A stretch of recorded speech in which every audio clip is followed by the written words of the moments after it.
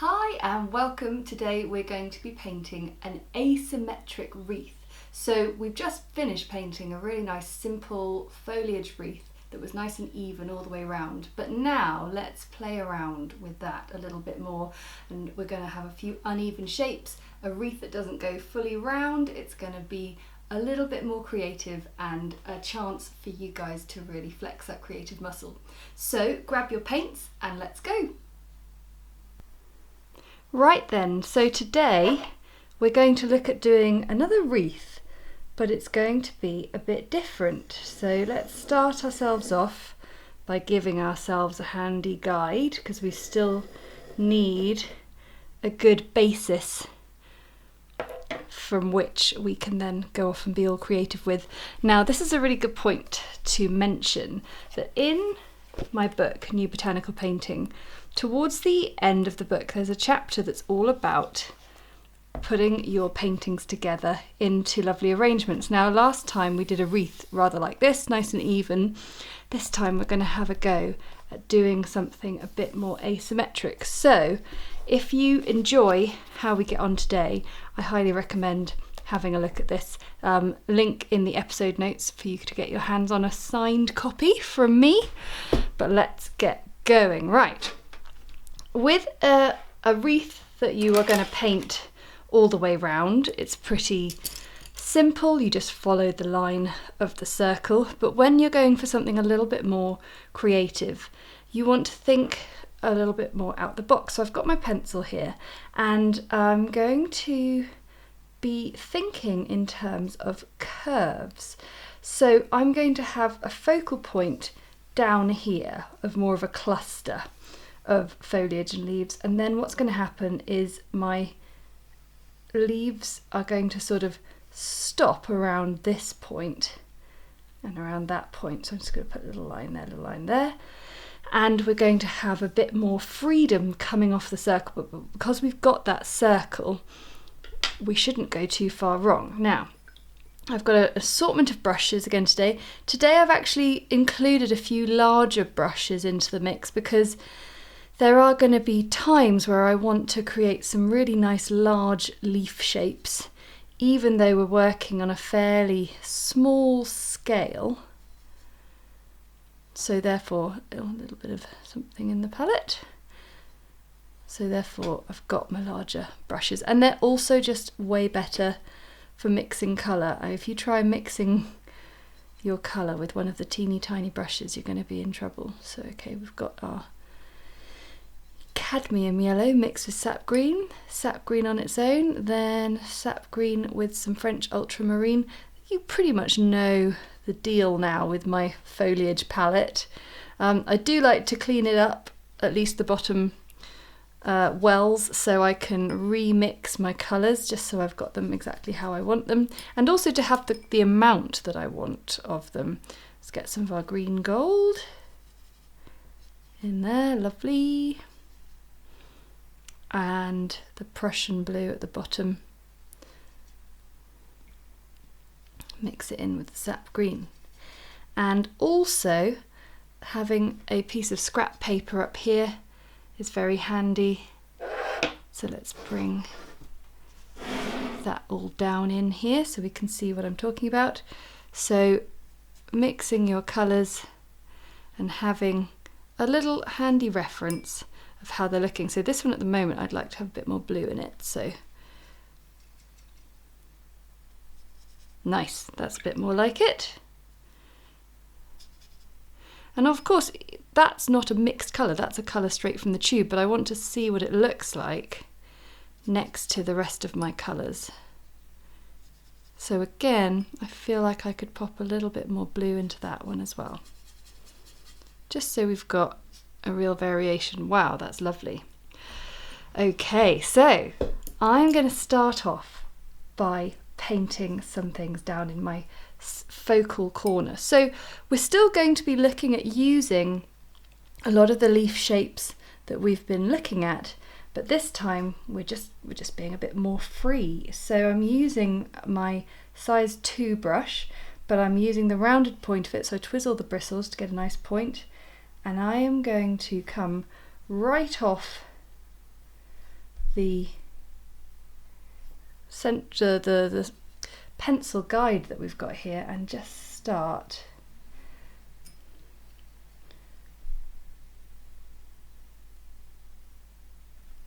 with some very nice curved loose leaves.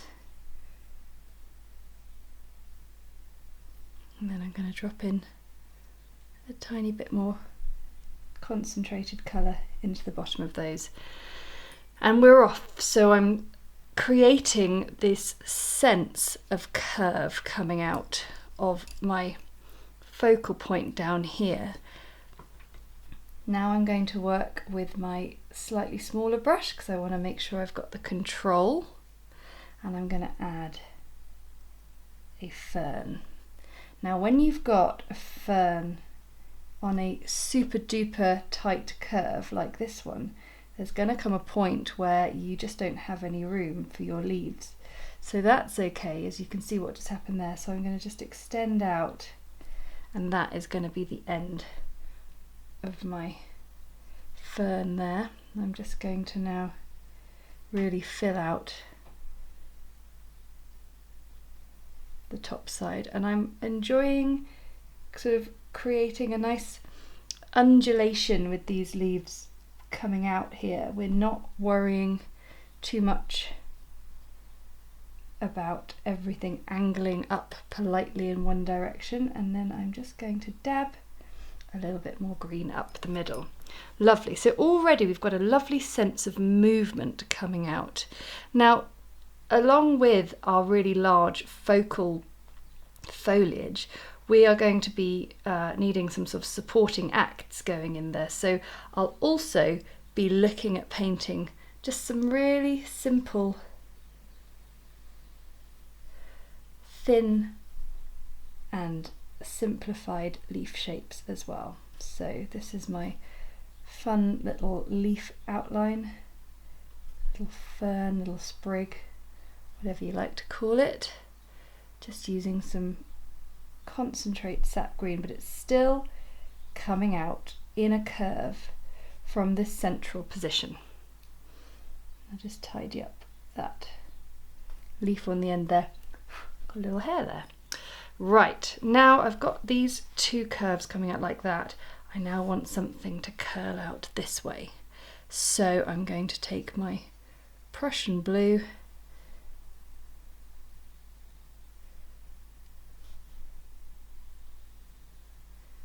and then we could have just a little one there, and we're going to do some serrated edge leaves. Now once you've done your branch or your stem, remember that the leaf curl will sort of continue on that shape. So the central line of my leaf here sort of continues on. It doesn't sort of go out straight.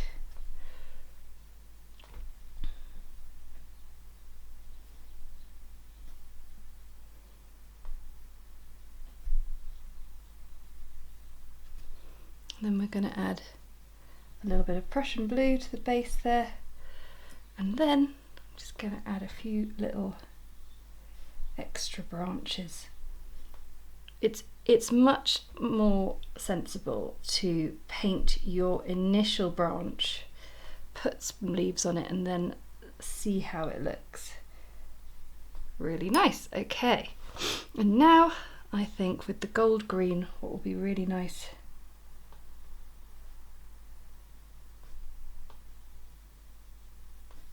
is a fun little curve there with some fern-like leaves on it. Now when you're working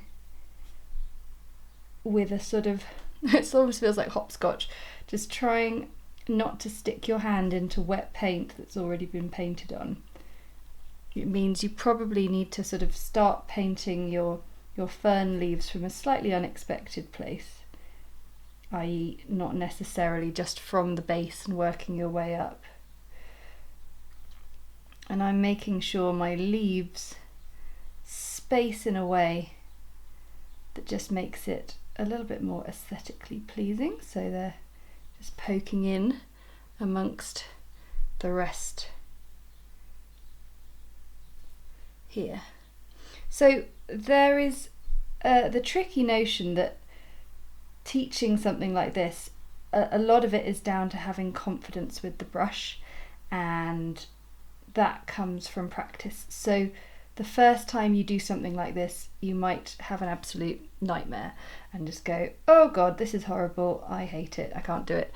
But just keep going, honestly, because you'll get there.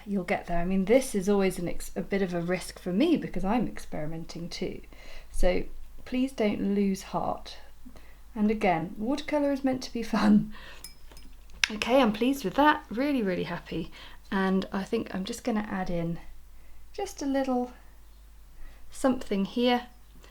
See, stuck my hand in there. So let's just make that even longer. See, we can style it out. And I'm just going to clean off my hand because I keep on sticking my hand in the page.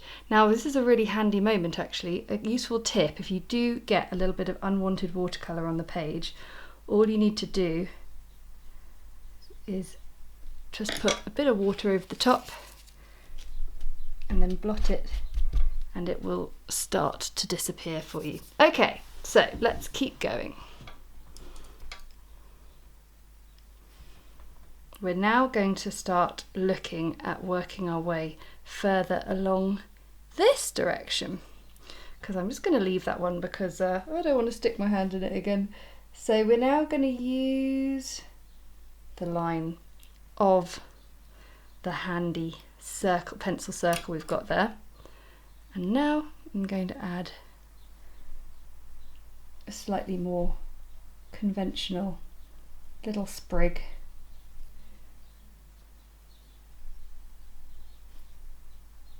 That if you haven't seen in our previous simple fern tutorial, this played quite a big role, this lovely little maidenhair fern.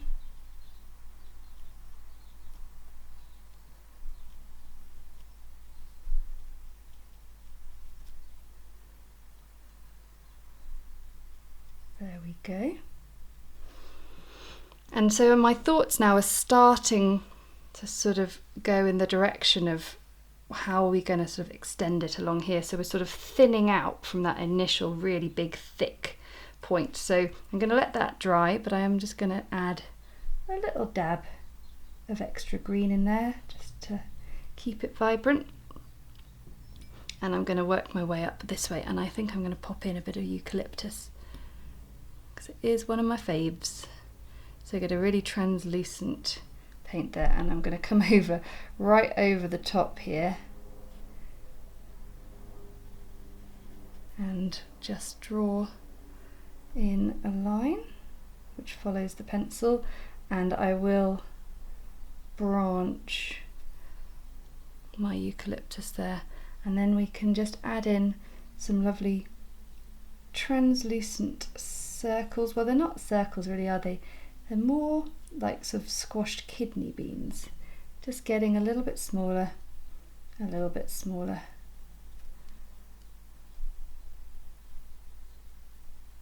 Until we get to the top, and then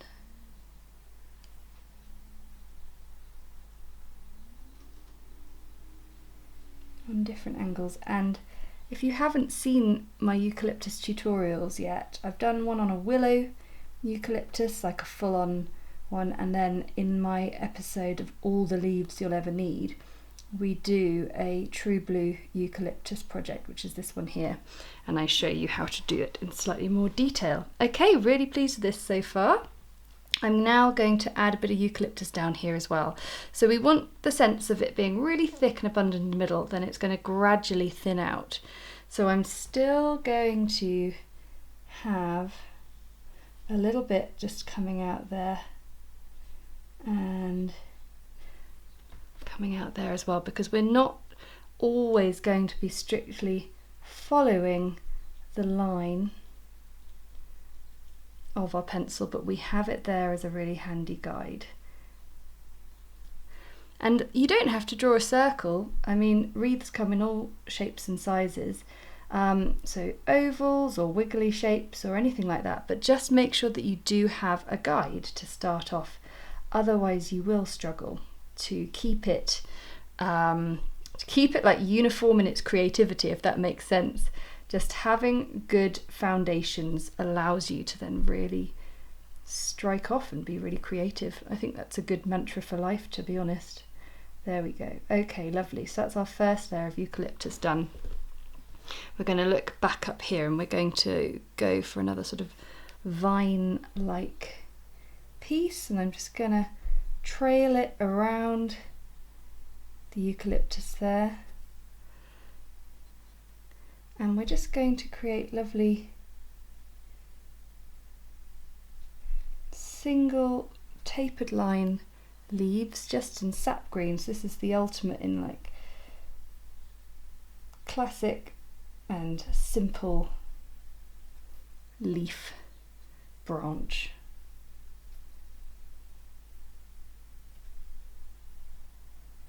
Lovely. And I think we'll do one down here as well. So this one is going to follow the pencil a little bit more closely, and you can see now we're getting to the point where I said this wreath would stop.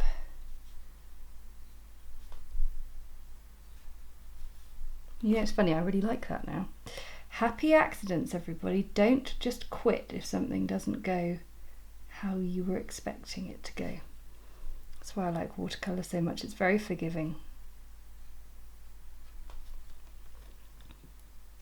And now I feel like I can go back to this one, and I'm going to just do the same lovely simple leaf shape. And because this is now dried and we've got ourselves a stronger, darker colour, we can just layer over that.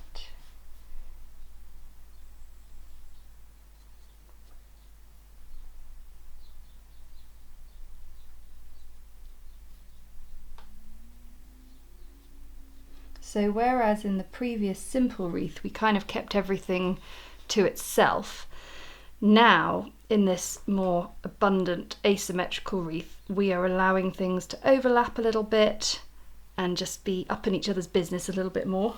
Okay, so now I'm going to come back down here, and I'm going to have a think about how I want to sort of finish off the end of this wreath. I like the idea of it sort of kicking out to the side a little bit more.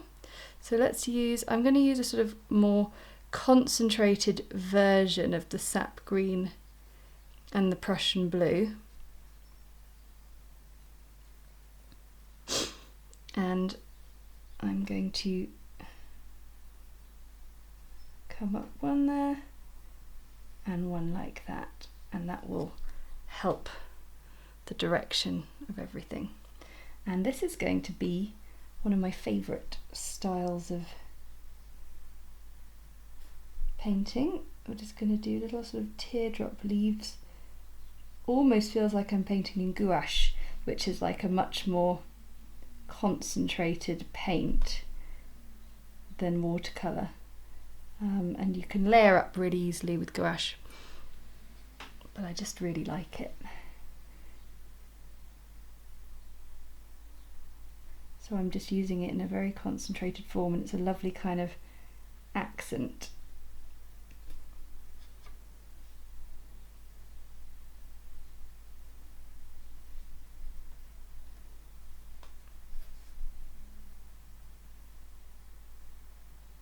And again, remember that leaf is an extension of the branch, so it's curling up, continuing the direction of that branch initially.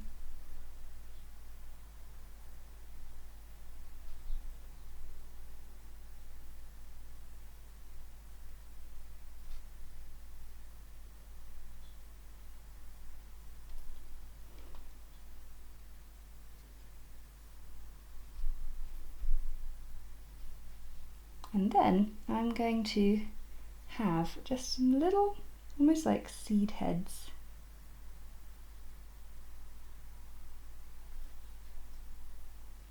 So I just paint some little thin curved lines coming off, and then we're going to do some little dots.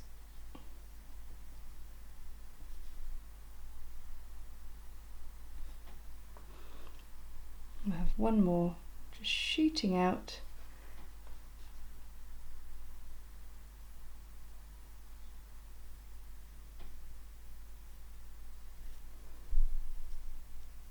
And those little dots are just hopping on the end. And what I really like about this, the strength of that colour, is it really cuts through the rest of the watercolour. So I think we can then add in a little bit more of it down here, and we'll just layer up over the top, because we can.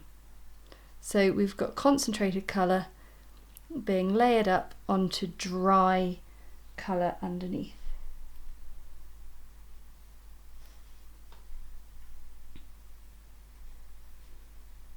And you know what, we could almost get down and cover over that, there we go, look at that. Can cover over our little yellow splodge.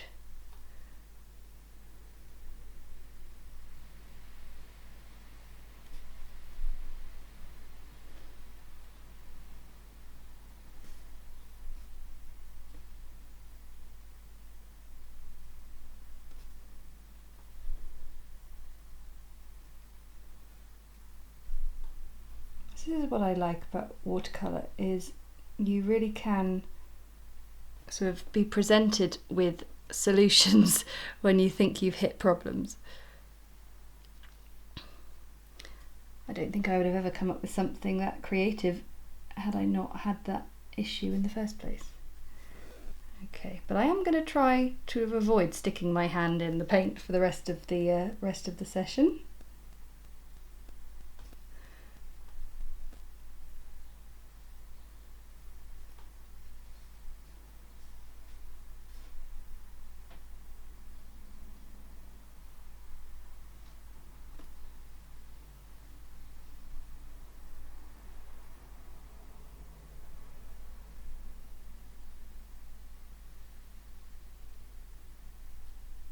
Okay, so I think we've got like the main players now in our wreath, and we just need to keep on repeating. Make those a little bit more jolly. Just need to keep on repeating throughout and keep going. So back up here, I think we could do with a bit more of the gold green. So I'm going to just pop in a little extra fern.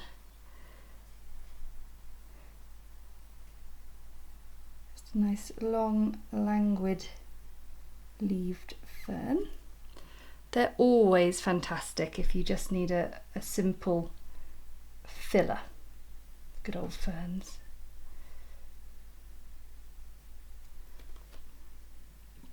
Okay, we're really getting somewhere now. So a good wreath, I think, comes from having a good foundation, good structure in the first place, and then having a colour palette sorted out, and then using a mixture of concentrated colour as well as really nice loose light colour. And I'm just gonna add in some more concentrated colour here.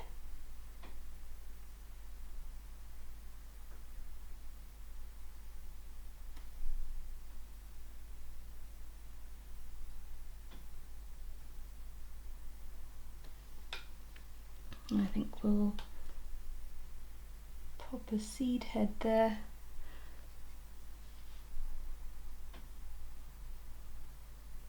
It's like you're building your own jigsaw puzzle and you're just filling in the gaps as you go. Lovely. It's so hard not to stick your hand in these things. Oh well, still very much enjoying it. Let's keep going.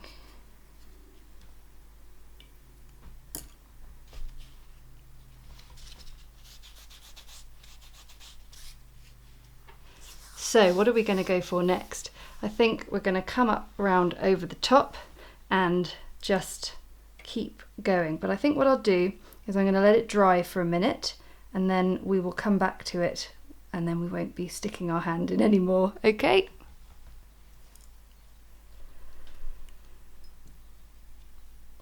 So let's work our way up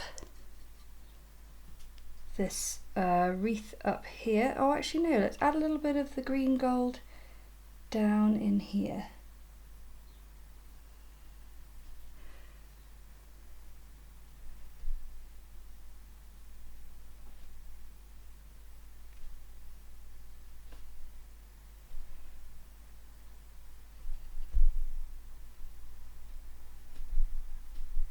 And then I think this lower level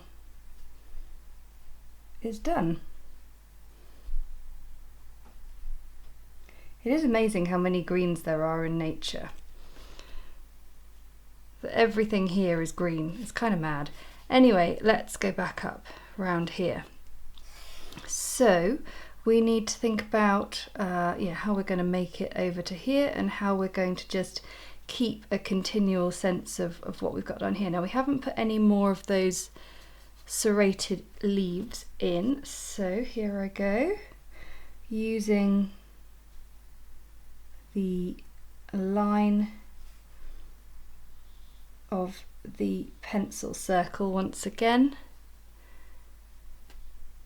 and then of course subverting off and doing our own thing. It's funny, whenever I paint a serrated leaf, it always starts off and I go, oh god, this is rubbish. And then I look back later on and I go, oh no, that's dried really nicely. So again, don't be too critical of yourself when you start painting things, or even when you finish them and they haven't yet dried. You'd be very surprised. And then just drop in a little bit more colour. And then as we did before, we just found a few more places. There we go, just some slightly smaller ones.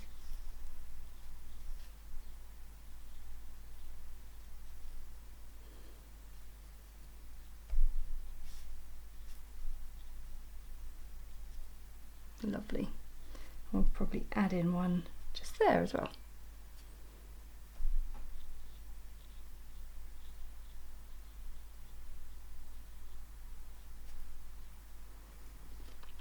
Okay, we need something nice and light, I think. Maybe some eucalyptus or maybe just a lovely light leafy shape. I think that sounds nice. So we're just being careful when we pass by. It's almost like passing by a sleeping crocodile. We don't want to wake up that wet leaf that we've just painted.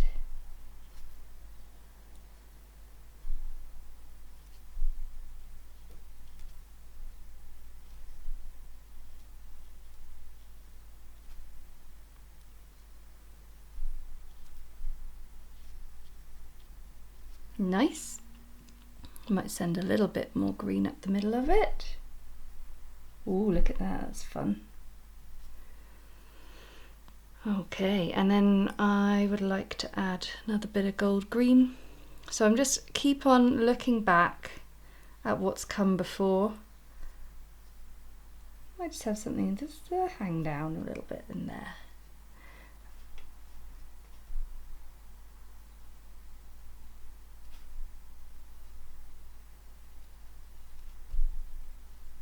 There's no shame if you are creating leaf shapes by painting little outlines like this and filling them in. You can't always achieve exactly what you want, but just by doing a single brush stroke. The only thing I will say is that if you can create things with the sort of least amount of brush strokes possible, you will always get a really lovely smooth blend, as opposed to one that's been sort of disturbed quite a lot. Okay, and now we're going to finish this end with some eucalyptus, and we're starting to branch off. And then of course the eucalyptus is all about a very dilute mix.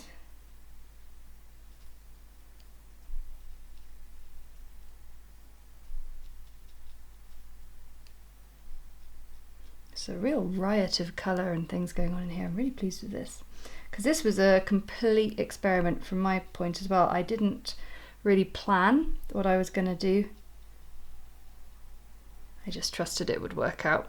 Apart from smudging my hand in it a few times, I think it has worked out quite nicely.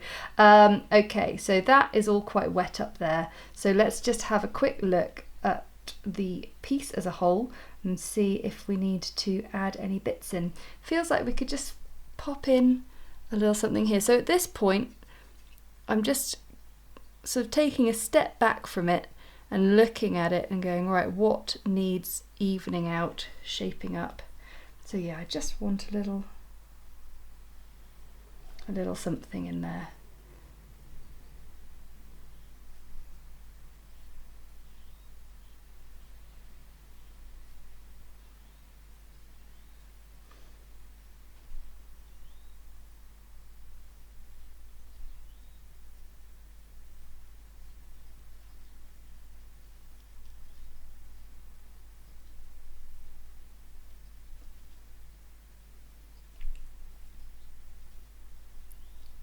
Dotting the seed heads.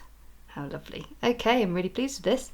So we could add in a few little extra eucalyptus leaves on the previous ones we've done. So got my very dilute leaf being painted in there.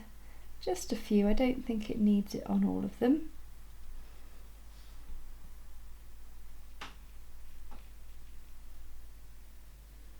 I think that's pretty nice, to be honest. So we are now looking at what could be a finished wreath. It's always hard to know, isn't it? You always just want to add a little bit more, add a little bit more. The tricky thing with watercolour is knowing when to leave it alone, and I am not always the best person at knowing when to leave it alone. So I'm just going to add in one last little bit of seed head magic up here, and then I think I'm done. As long as I don't stick my hand in famous last words. There we go. You really have to sort of become quite adept at sort of twisting and contorting your hand and holding the brush in lots of different ways.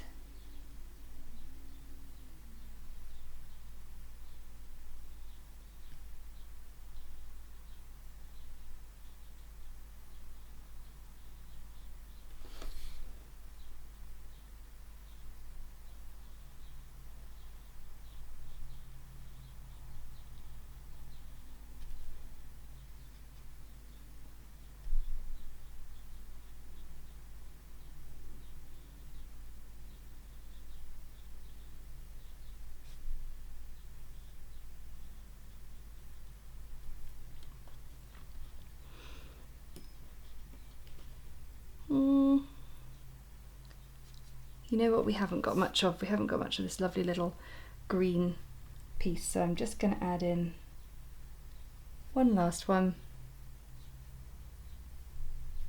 and that will extend it out just far enough that I might be finally happy.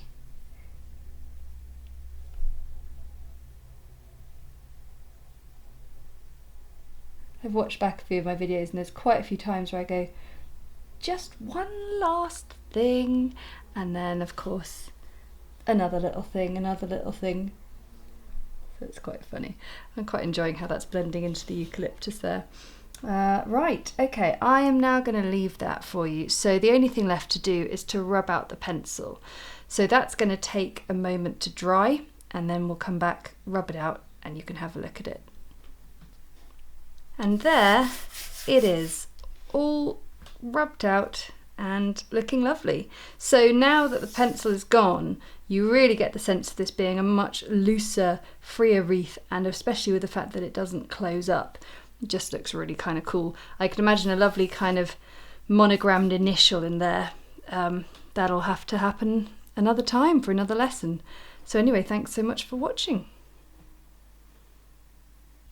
So I hope you enjoyed painting that lovely asymmetric wreath. It's a fantastic one for you to really start to feel more confident in making your own choices with the kind of strokes and leaves that you choose to use.